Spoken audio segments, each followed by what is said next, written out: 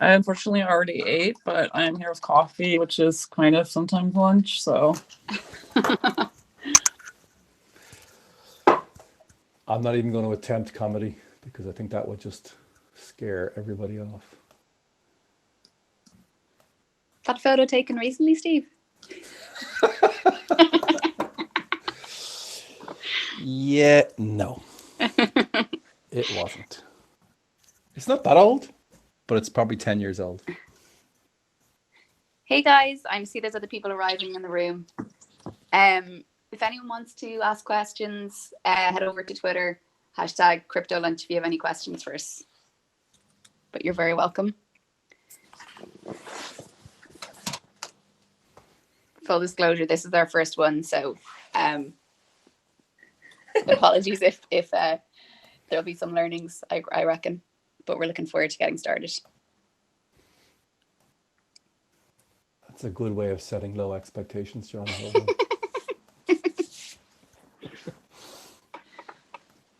We'll just give it another 2 minutes.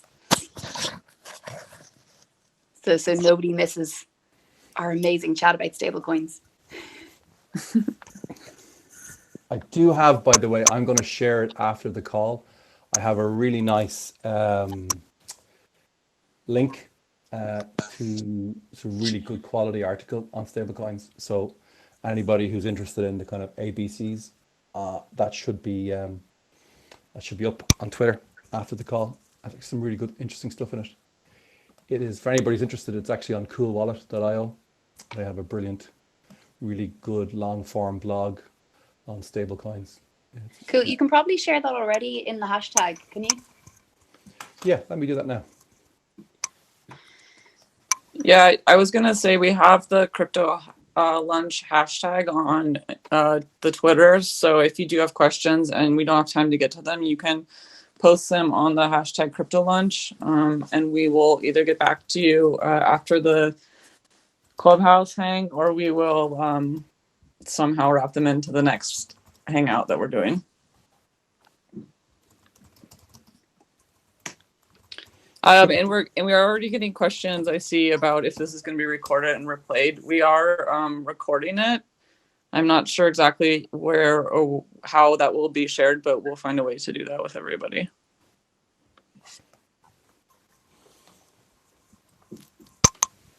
Yep, I just shared that. We could make this the shortest Clubhouse in existence. Share the link and then let everybody read it and walk away.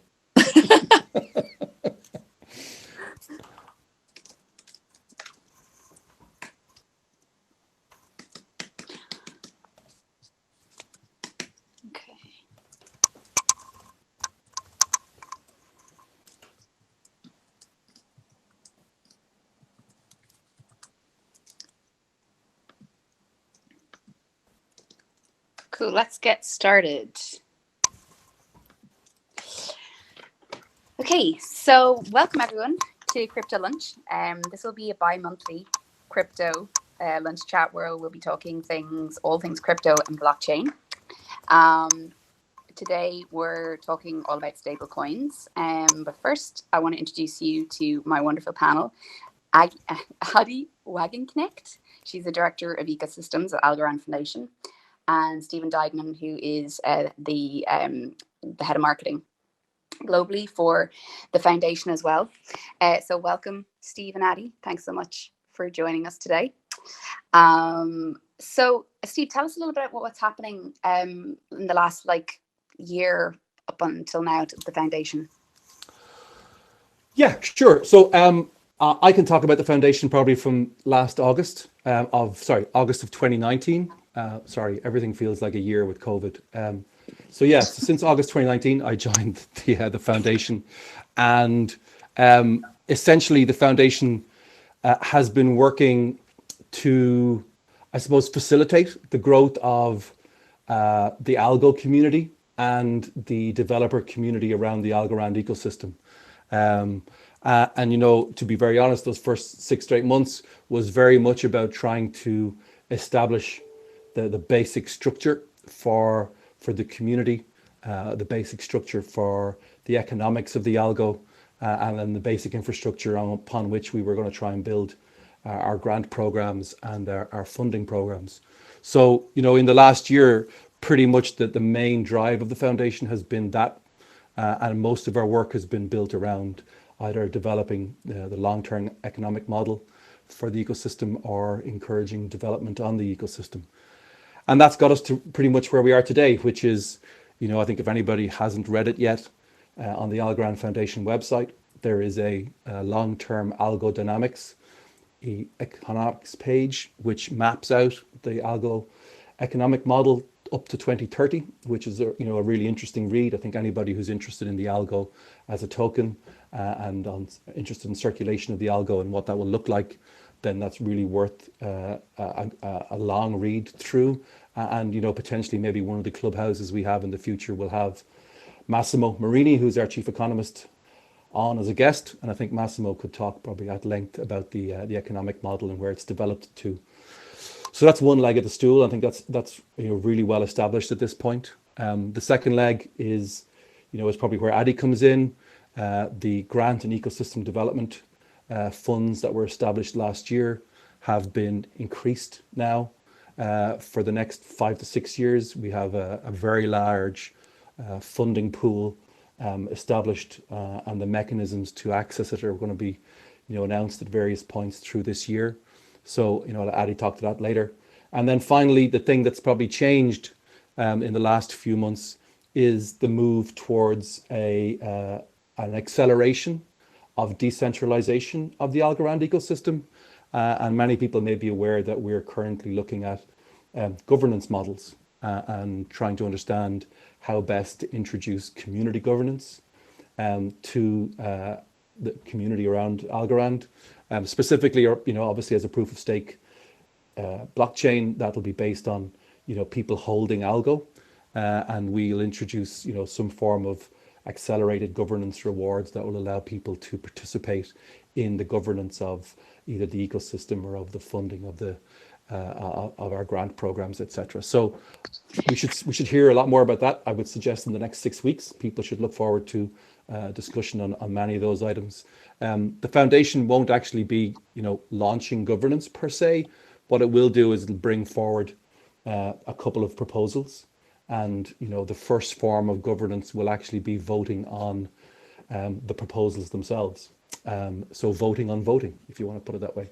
Cool. So I think that should be very interesting for the next 6 weeks or so. Great. Thanks, Steve. Addie, do you want to just really quickly, before we kind of get into stablecoins, just give us a quick synopsis of what you've been up to? I mean, Steve kind of covered it. I don't know. We can jump into stablecoins. Yeah, thanks, Steve. I appreciate it. It's awesome. Yeah, nothing like a man explaining something on behalf of a woman. I apologize. I mean, I can talk for hours about kind of the on-chain governance mechanisms and what we're looking at to kind of achieve consensus and all those sort of things. But I think it would be really a value add for everyone to just focus on stablecoins right now. And if there's any questions about that, you can ping us on Twitter. Yeah, and also what would be really lovely to understand is, people that are joining us in the room to kind of get an understanding of like where you're coming from, and I guess your level of knowledge around what we're talking about. Also, we'd love to hear your recommendations about what you'd like to hear. We kind of know what we're going to talk about like in 2 weeks' time, but it'd be great to hear what you guys would like to also hear about. Also, and if you do that on hashtag CryptoLunch on Twitter, that'd be great. Okay, so we're going to jump into it. Steve, stablecoins, what are they? What are they? Why are they? I mean, I think probably the better question to start with is why stablecoins? And so, you know what? I'll talk for an hour or 20 hours if I'm not stopped. So please. Oh, I will stop you. Okay, perfect. So why stablecoins? I think, that's the first thing for people to understand is that, stablecoins are, a digital currency. They are, a token. And so they have all of the benefits of cryptocurrencies. However, there is one disadvantage to cryptocurrencies as a payment mechanism, and that is that the value of a cryptocurrency changes, as we all know, and as we've seen with Bitcoin. There is a significant variance that can occur in the value of an openly traded cryptocurrency between me sending it and, let's say, Addie receiving it. And so, that's fine when you have a currency that you're investing in or that you're holding for the long term. But if you want to pay somebody a very specific amount that is the same when you send it and when that person receives it, then a normal, for want of a better phrase, cryptocurrency is probably not a great tool for that. And the classic example of that is the guy who spent 18 or 80 Bitcoin to buy two pizzas, and that Bitcoin is now worth $86 million or 860 million, whatever that famous example is. So really, what are stablecoins? Stablecoins are the solution to how can I have all of the advantages of cryptocurrencies, digital, fast, secure, transparent, but without the fluctuation in value. How can I guarantee that if I send this thing to Addie, it has the same value to both me and Addie at the same time, no matter how long the transaction takes? And so if you imagine stablecoins when they first came out, a transaction could take between 20 minutes and an hour to finish and to close. And so in that situation, it was very important to have a coin that was stable. And so stablecoins were created for exactly that purpose. And they were... So Steve, no, that's great. And so kind of just tell us like who's using them now. You're probably just going to go into that now, but who's using them now? Who's implementing them? So I would say, for want of a better phrase, everybody. I would say, normal crypto users and the normal crypto community are using stable coins today as a way of transferring value directly amongst people, peer to peer. So if I want to send Andy $20, I'd use a stable coin. It's the quickest and most efficient way, and I would probably use something like USDT or USDC, and I would be able to send that immediately to Addie's wallet, and she would receive $20 worth of value. However, large institutions, banks, large businesses are also starting to realize the advantages of stablecoins in terms of their ability to move money between institutions, between banks, between organizations. They can now move very, very large amounts of money, for want of a better phrase, quickly, instantly, and with virtually no fees. So stablecoins have become an interesting mechanism for very large businesses to disintermediate, having to have banks and payment rails between them and the other part of their institution that they're trying to move money to. So I would say from the very large to the very small, people are utilizing stablecoins today to move money. And are we seeing a lot of adoption, on exchanges? Are we seeing them adopting, stable coins under USDC? So I would say, stable coins really came into existence at the end of 2014 and started to really, the stable coin suite that we know today started really in 2015. USDT is probably the stable coin that people know best. And that's been in existence since 2015. Stablecoins have really taken off since 2019. If you look at the amount of stablecoin assets that stablecoins are built on, that might have been in the tens of millions in 2015, 2016, 2017. Today, there's probably over $100 billion equivalent in stablecoins in circulation in the world today. Gemini coin, USDT, and USDC being the three big ones. But you also now have Monerium, which is a euro-based coin. You have QCAD, which is a Canadian dollar based coin. And interestingly, on Algorand last week, we've just had an organization introduce a Brazilian real based stablecoin. So in the last 2 years, yes, you see massive adoption in stablecoins across all of the large exchanges. If you go onto any exchange, you'll be able to purchase USDT or USDC. One thing to note though, not all stablecoins are the same, and not all stablecoins under the same name are the same. So for example, USDT is a stablecoin that can be transacted on a number of different blockchains. So USDT can be transacted on Ethereum, it can be transacted on Solana, it can be transacted on Algorand. And the stable coin has different features, same value, but different features dependent on which blockchain you're using to execute your transaction. And that's where it becomes important for stable coins to think about both the stablecoin itself, but also what platform you're running on. So today, if you use stablecoins on Ethereum, unfortunately, you're going to have some significant gas fees or transaction fees on the Ethereum network today, just because of volume on that network. And so you could pay $20 for a simple transaction, whereas on Algorand, you will pay 0.001 algo for any transaction, irrespective of size. So there are some very significant differences in how the stablecoins can be utilized. And that's what's driving a significant acceleration in the use of stablecoins. It's the movement of stablecoins off Ethereum, to be honest, and onto the new, if you want to call it version 3 or version 4 blockchains, which are utilizing proof of stake and which provide much greater scale and much greater speed and much lower costs. So yes, widely used, but the use is changing. Okay, but so just to kind of if regular me goes on, and I can kind of see adoption by these exchanges, I guess, kind of bringing on these stable coins on. So that's kind of how gauging how you can see it growing, right? Yes, exactly. And it's important to note, stablecoins aren't necessarily just linked to what we all might consider regular currency or fiat currency. Stablecoins are essentially linked to a stable asset. So one of those stable assets is a currency, but you can also have stablecoins that are linked to commodities. So there are stablecoins linked to gold, to silver. You even have stablecoins linked to precious stones, like diamonds. You also can have stablecoins that are based on a suite of crypto assets, if you like an average of crypto assets. That is more difficult to manage because the variation in value there can change. So it's not just that stablecoins are linked to the euro or the dollar. They can be linked really to any commodity or asset class that has a fairly stable profile of value. Right. Okay. And Addie, how does this impact the devs, the developers?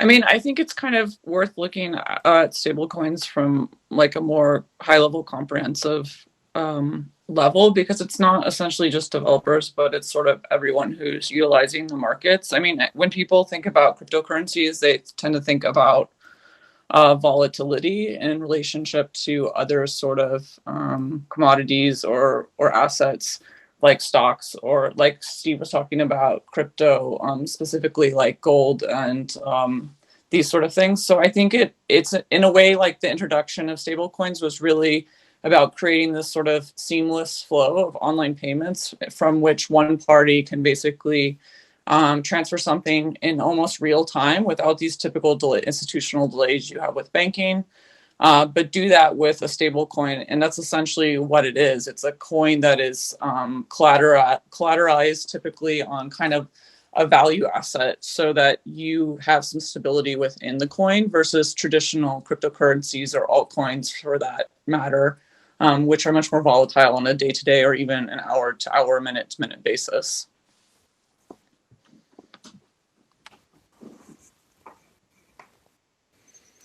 And Johanna, I would say, if people think, let's say maybe a step or two ahead of where we are today, taking Addie's description, if you imagine the world of payment systems like Visa or MasterCard or Swift, all SEPA in Europe, for example, is another good example. These are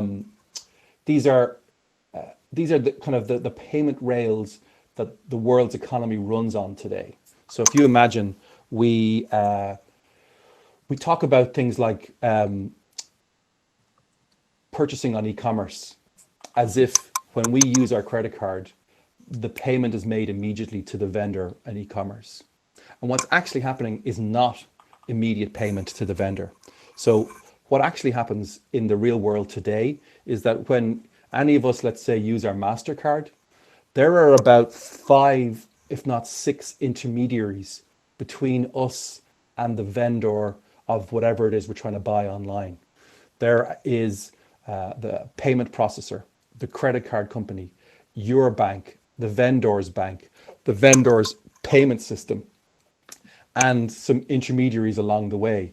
And if you imagine all those stages, what actually happens today in a normal credit card purchase is that there is trust between all those institutions. That means that the vendor believes that they're going to get paid when we complete our purchase online.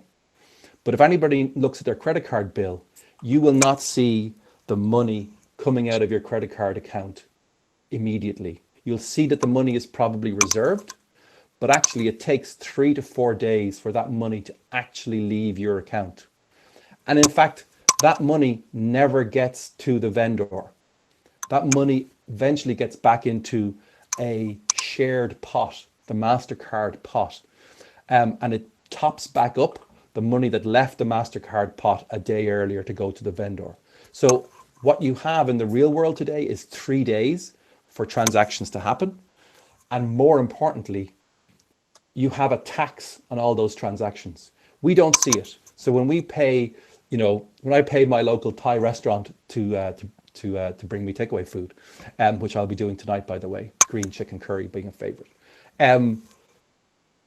There is a 2.5% to 5% cost for fulfilling that transaction by those 5 or 6 intermediaries.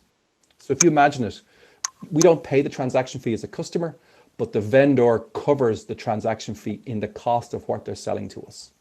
So in reality, the world's entire global credit card system has a 2.5% to 5% tax to support and enable all these transactions. With stablecoins, that changes.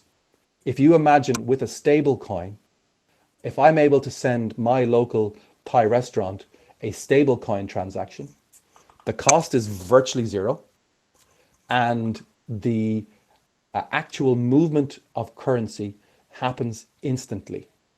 The 50 or 60 euros leaves my account and is in their account. There's no vendor in between. There's no intermediaries in between. There is no cost in between. And if you imagine, the restaurant should be able to charge me 2.5% to 5% less because there's no fees. And so stable coins are interesting today because, people in crypto can move money quickly and easily and can do so with guarantee of the value being consistent. But stable coins will become hugely important when large payment vendors decide to embrace stablecoins as a payment method and a payment rail. Then we have disintermediation. Suddenly you don't need all of these trust companies moving money back and forth to enable credit cards. Suddenly everybody, and by everybody I mean everybody in the world today who has a credit card could switch to stablecoins and could utilize stablecoins to run the world's economy. But because of low transaction fees, return that 2.5% or 5% or in between the two, return all of that money to consumers to use for whatever, to use for savings, to use for research, to use for pensions, to use for spending more. But the world economy today is between 2.5% and 5% smaller than it really should be because we are paying transaction tax at that level. So stable coins for the future are hugely interesting from that perspective. It's not there today, but the volume and the scale now and the rate of use is increasing so aggressively that it is going to happen in the next year or so. And when that happens, that will fundamentally change how everybody uses stable coins around the world. Okay. Thanks, Steve. Just a couple of questions coming in. Addie, just how does one kind of invest in stablecoins? How do they come about? How do they make them, and to invest? And the second question is all about regulation, and I can ask that afterwards. Okay. I'll start with how you make them, and then I can talk about how you buy them or invest in them. So basically, to create a stable coin, the way that works is that the owner who has the underlying assets, and assets is just a fancy word for cash, money, gold, whatever it is you're rolling in, but let's take example of like a gold-backed stable coin. So say you have a ton of gold and you want to make a stable coin.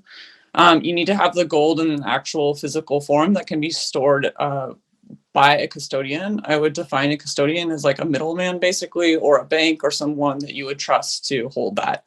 Once you submit that gold to the custodian, it's basically time stamped in terms of a record or a serial number as a custodial event that's created on chain. And then you get like a purchase receipt and digital signatures. And that also is then all applied to the on-chain information that's distributed to the ledger to create what is called like a proof of ownership of the gold assets.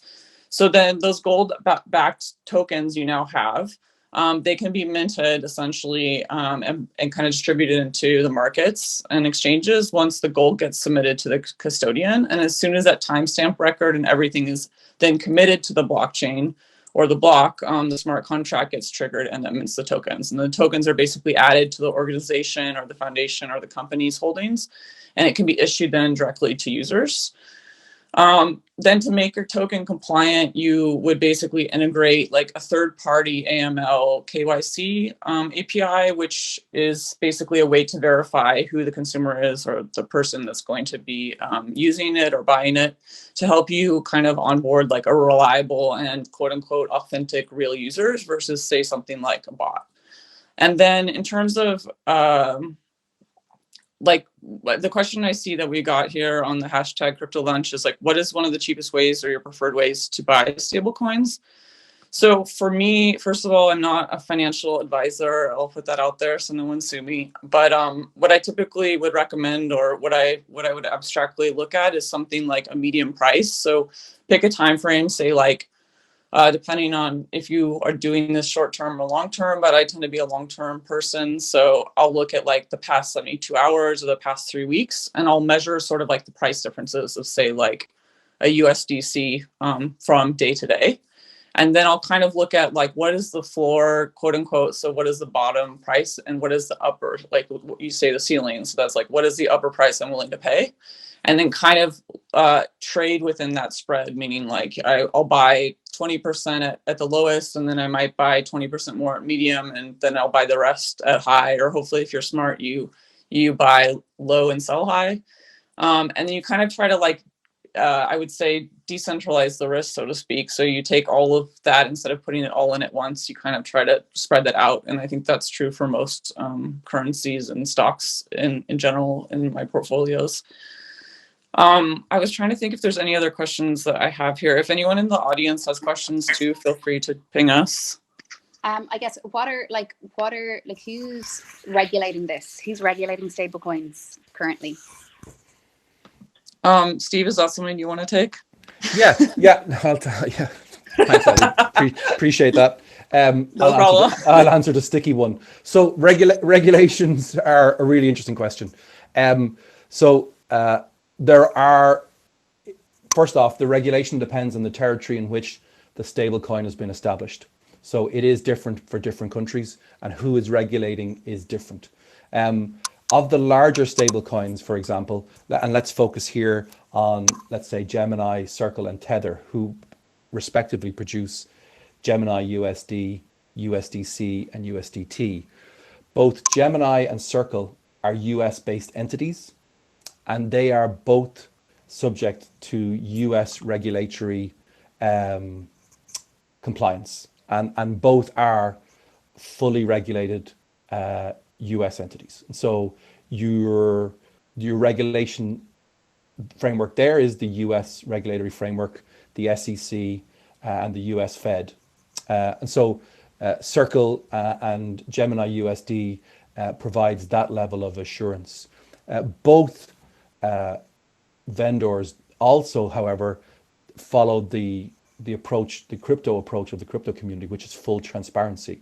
And so both organizations also share and make available all the information that Addie described about the stores or cash reserves or asset reserves that are in the background, supporting the stable coins that are on chain.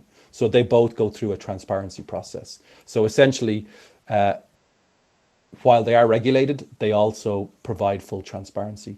USDT is not US regulated, and so is actually regulated, I believe, out of, I'm going to tempt to say the Cayman Islands, although I may be wrong on that, and so has a different approach. That said, it also is fully transparent on the assets that it has to hand, to provide some level of confidence and assurance to people who are utilizing those stable coins. So yeah, depends on the country. Meld Gold, which is a gold-based stable currency, is regulated by the Australian stock market, as another example. So if you are looking at stable coins and you want to understand compliance, first thing to look at is where the stable coin owner's company is incorporated, and then you'll see what regulatory framework exists there. Okay, cool. Okay, actually, we're kind of nearly at a close. We just, when we were planning this, we would prefer this to kind of be 30 minutes and snappy. And I guess thanks so much, for all the questions. Steve and Addie, is there anything that you want to kind of add just before we kind of head off? We've been thinking about doing this every other week around this time. So if everyone's interested, I wish we had a like or subscribe button, but I'm going to say that anyways as the non sort of fake YouTuber in the room. Just follow our Twitter and we'll be announcing them, but we are going to try to do this on a more regular basis. So, and in the meantime, if you have any questions, feel free to reach out to us on the tweets. We also have a Discord, which we're constantly checking, and Telegram. If you have any other questions, we'll try to answer them as best to our capacity. Yeah, probably the first kind of jumping off point is to kind of check out Algorand Foundation on Twitter, and then that can kind of lead you down the path of your more Algorand journey. But next, in 2 weeks' time, we're going to do this again, and we're going to be talking about CBDCs. And we'd be delighted if you all joined us again. Spread the love, spread the word. And we look forward to hopefully catching you again. Thanks, Johanna. I would say, by the way, I did share the link to that article. So if anybody wants to go a little deeper on stablecoins, that's a really, really good article on the CryptoLunch hashtag. Great. And any recommendations, hashtag CryptoLunch. We want to hear what you want. We want to hear about what you want to hear over the Clubhouse. Okay. Thanks a million, guys. Thanks, everyone. Bye.